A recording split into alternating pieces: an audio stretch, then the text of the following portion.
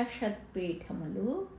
కామరూపం వారణాసి నేపాలం పౌండ్రవర్ధనం పురస్థిరం కావ్యకుబ్జం పూర్ణశైలం తథార్బుదం అమాత్రకేశ్వరే కామం త్రిశ్రోత్రః క్రామకోటకం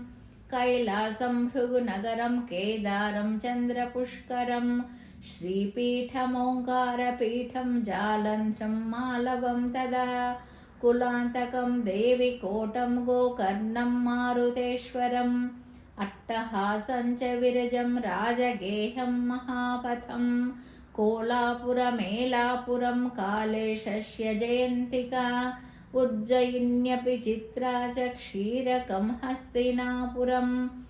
ఉడ్డిషశ్చ ప్రయాగాఖ్యం షష్ఠిమాయాపురీ తథా జలేషో మలయశైలో మేరుర్గిరివరస్తథా